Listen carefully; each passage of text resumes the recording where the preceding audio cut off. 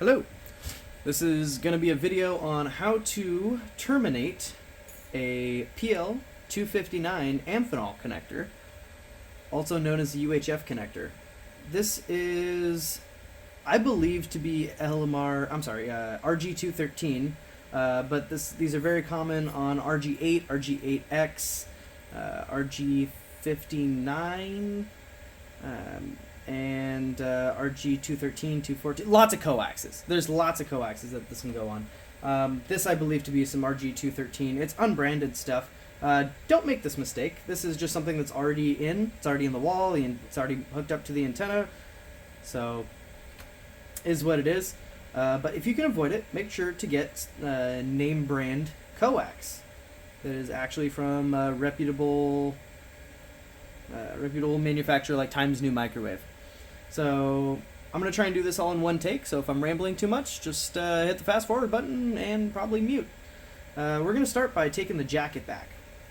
So I always like to take a little bit too much jacket back because the way these connectors work is you can slip the center conductor through this center conductor on the connector. Let me show you this connector real quick.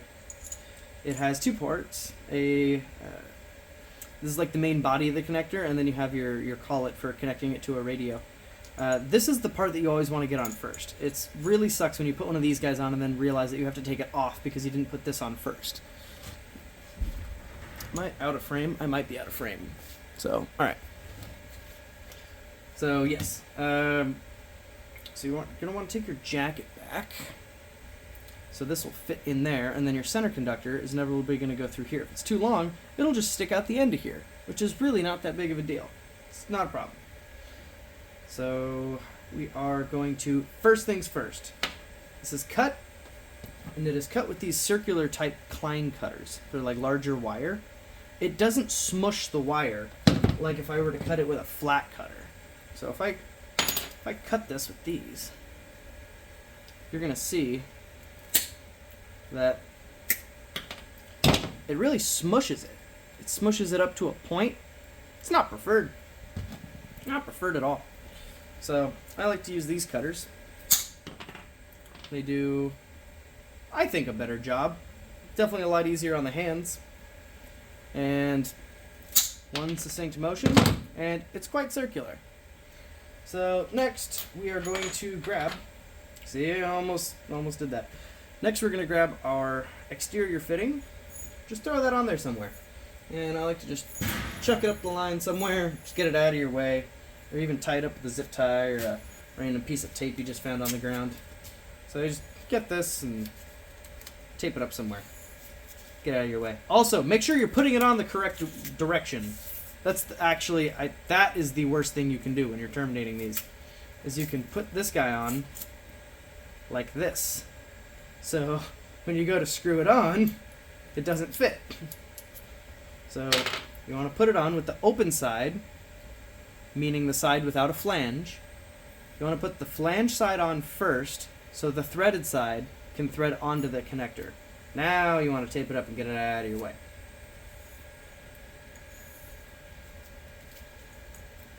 Alright. I'm going to grab our razor blade, and I'm going to take this back about 1 1/4 of an inch, maybe 1 1/8, little over an inch, not quite 1.5 inches. So I'm just going to score it around, and then I'm going to take my razor blade and very lightly, we're just trying to nick the jacket and get the jacket off of here. We're not actually trying to get the shield. Okay, so if you have to make a couple cuts, that's not that big of a deal. You don't want to cut the shield in half. You'll see why here in a second. So just keep going around.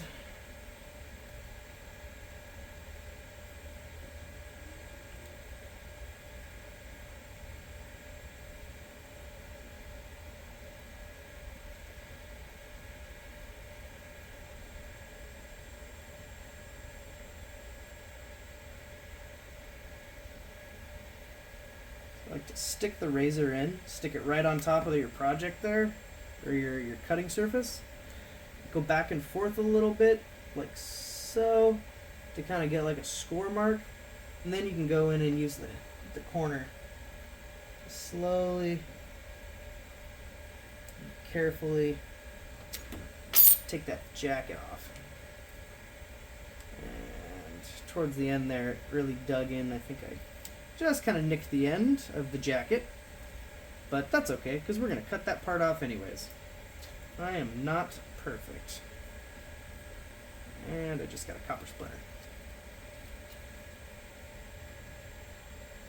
I'd say you might want to use gloves, but there's no way you're going to be able to do this. Use gloves. Need your dexterity. Alright. Cool. So that's a start. So now you want to start sizing this up. You're like, alright, so we're going to need to use these little solder windows to throw solder onto the jacket. So we're going to size that up, and we want the center conductor to just come maybe about to the middle of this divot right here. Try and check the camera. There's a divot in this connector. And you want the center conductor to go about halfway up the divot, right about there, right where my right fingernail is.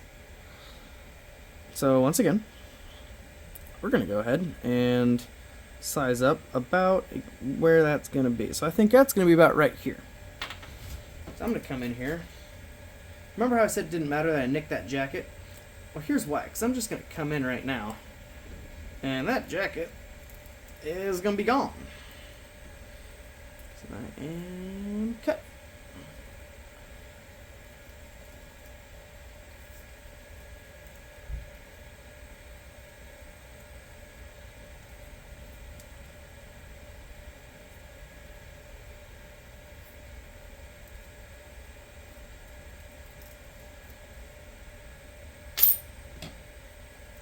Use these as pliers.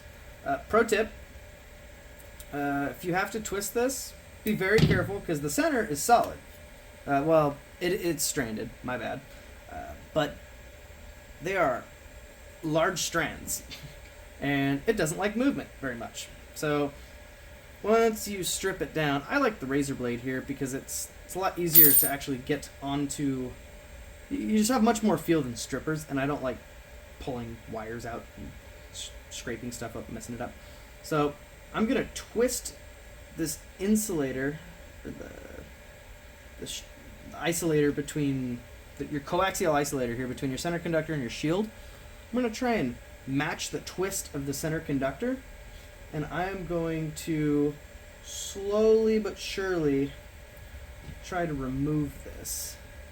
Now see, I'm not using the sharp part, I'm using this little corner part, or the part with the divot in here, and I'm not putting a lot of pressure on it. I'm not putting a lot of pressure at all. Just slowly and surely holding it like so. Let me get a little better angle. There we go. Slowly but surely, just letting it come off. And there it goes.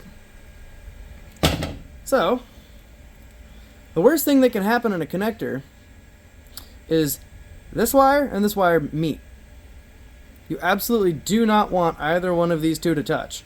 So, you're probably going to want to give that another little haircut. Mind you, keyword is little, because we want to use these windows. So I'm going to take off maybe about 1/8 of an inch all the way around here. And yes, I'm doing it with a razor so I can try and be even across this whole top of this guy. And like I said, don't be afraid to make a mistake. The cool thing with coax is if you mess up, just try not to mess up the connector. You can mess up the coax as much as possible. Just really don't mess up the connector unless you have more. Oh, and like I said, when you're using branded coax, also use branded connectors. Don't get connectors on Amazon unless it's a brand name Amphenol connector. Those Yoifang and Eat 8-Wood and Crying Ding and these ultra high quality type connectors are just junk. They're junk. The ultra high quality Amazon connectors, absolute junk, complete ludicrous. Don't waste your time. Don't waste your money. So now what we're going to do is pretty obvious. I am going to kind of test fit this connector. There's threads in here. The threads are going to go right over here, or right over the shield. So I'm going to start twisting this bad boy on while aligning the center conductor so it can protrude towards the end. And we are using the threads inside the connector to twist onto the jacket here. And I can see the connector is coming through the center conductor, so I know we're aligned. So now I can actually start wrenching on it. This takes a bit of pressure, but if you feel something does, or if you think that something doesn't feel right, go ahead and pull it off, because you can easily see where stuff gets jammed up, if it gets jammed up. See, I was tempted to reach for those, but I don't think I'm really going to need them too much, because I'm already starting to see my shield come up.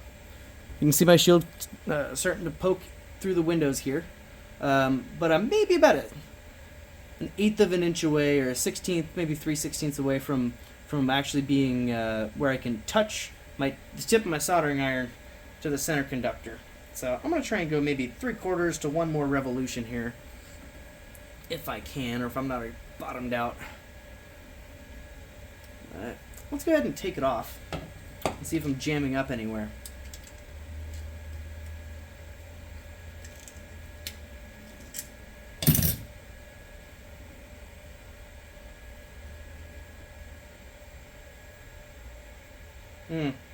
Yeah, I think I might have taken this back a little bit too far. I'm going to try and take another little bite off of the middle insulator here. I'm going to take it off just about as much as the distance I needed to put it, or I needed the center conductor to reach the other center conductor. So center conductor of the coax to actually protrude where I want it on the connector. So I'm just going to clip that, 'cause it's a small piece. I can just come right off. That side comes right off. And we're good. So just do one more check. Make sure you don't have any of the shield going over here. I'm going to short you out. Also make sure that when you have these little tiny pieces on the ground, when you work like a pig like I do, that they don't get up inside your connector. So give that little blowout. Check the inside of the connector, make sure it's clean. Blow your connector off a little bit, and very carefully just kind of go back to it. Just slowly spin it on, make sure everything's getting aligned. Oh, that feels a lot better. I hope I'm not jinxing it. Yeah, if you have to use tools for this step, you probably messed up. Or you don't have the right coax. Alright, so I'm starting to get... So I've got the two things that I want. I have the center conductor right here, so very easy to solder. And I also have my shield right here, which is very easy to solder. Actually, I might have shield. Yeah, check this out. I've got shield on every dang window on here, which is exactly what you want. If you don't have shield on any window, you need to take it off and redo it. If you have shield on some windows, solder what you can. Also keep in mind that you're not going to get even shield, and it's also going to be difficult to get heat on here in a manner that's not going to melt that insulator. So Amphenol connectors are better because this little insulated piece, high temp. So even though it's high temp, don't cook the connector. I've cooked many a connectors. It's not fun. So let's get my solder here. Try to get all my hand germs and everything on it. And double check the camera angle here. It looks like I am soldering directly over my lap. I'm not. I'm gonna come over here, clean my soldering tip off, throw a little bit on the soldering iron, just make sure we're up to temp. Then I'm gonna start heating this guy up, and I am mostly on the housing of the connector and a little bit on the wires in there. So the heat of the housing is really what's going to do this. You're not trying to... I'm just going to put a glob on there. I'm going to put a glob, and I'm going to wait until the connector sucks it up. See, just giving it little taps. Just little taps. I'm just kind of rolling it in. Kind of rolling it back and forth here. Oh, there we go. Sucked it up. So let me slide it back. Oh, that looks cold.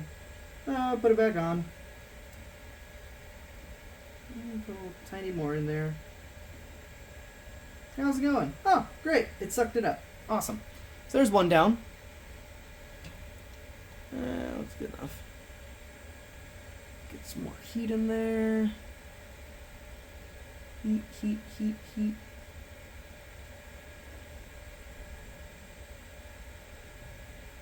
Might need a little bit more heat. Let's try and run the center conductor, and if the center conductor won't do it, and the shield with the body of it, it's definitely not going to do it. So I'm just going to stick the end here. I'm going to add a little bit of solder, and the center conductor sucked it right up. So you can go a little bit extra on this and then file it off if you put too much on there. But in this case, center conductor sucked it all up, and it is soldered. So that side's soldered, this side is soldered. I'm gonna get like one more hole on here. You don't need to do all of them. You don't want to heat the connector up.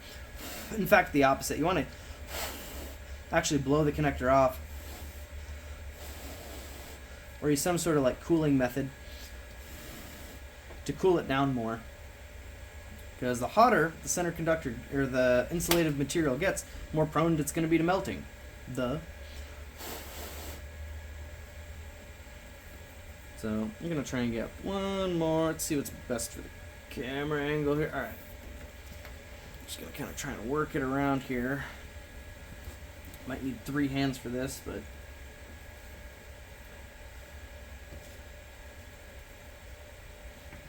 go through here. I'm going to slightly increase the temperature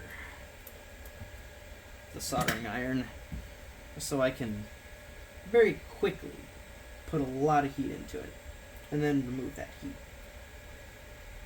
So I'm not sitting there cooking it low and slow, rather I'm kind of flashing it with heat, taking that heat away. Like ripping off a Band-Aid.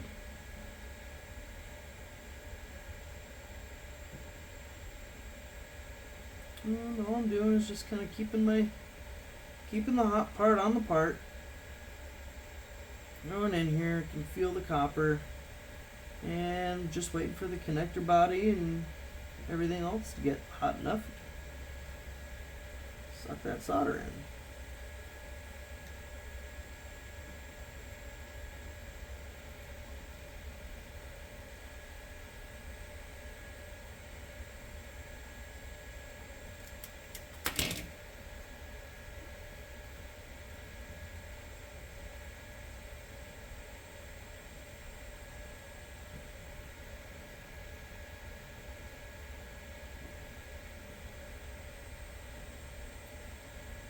There we go.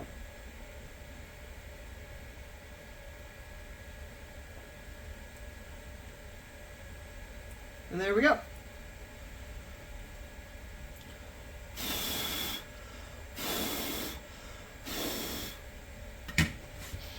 So as you can see, it's very flat. Don't have a really cold joint. That might be that looks cold. That looks a lot better. So once this cools down, I'm going to pause the video, cool this down, and then I'm going to put more heat on the first one I tried. Alright, we're back. This has cooled off a little bit. So I'm going to grab my soldering iron, clean whatever crap I got on the end there, throw some solder here. Apologies in advance if the camera work isn't exactly stellar. I decided to make this video about 2 seconds before actually doing this connector. So, it's kind of an impromptu, random decision to make this recording. I don't even know if I'm going to upload it. I don't even know if anyone's going to hear this or see this. So, there we go. Boom!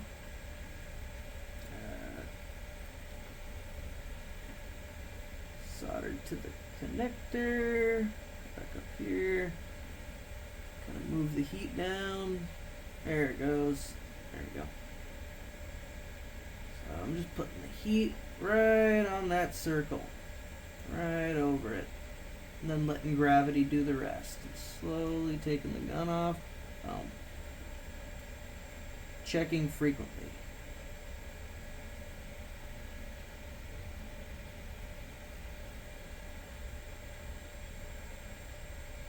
Alright, there you go. See, very flat. Same thing with the other one. It's all flat. All nice. All good. Now we go back and get our connector.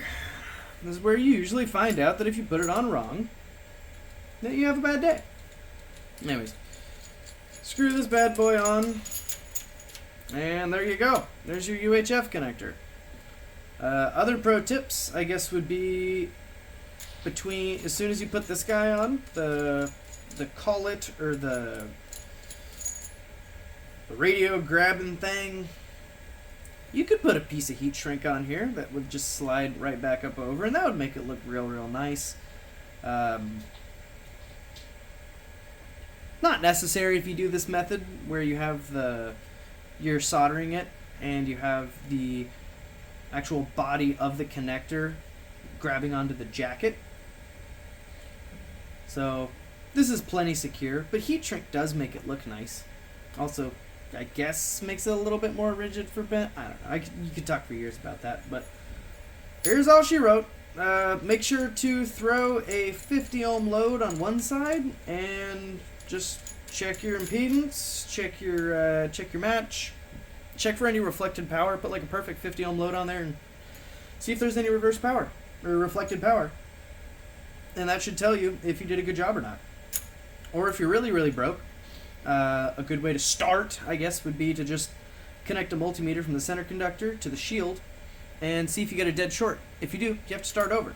If you don't, then you can probably start hooking up to radios and burning up other crap. Well, thanks for watching my long ramble fest about how to put on a Amphenol PL259 or UHF style connector. Have a good one. Stay safe. 73s.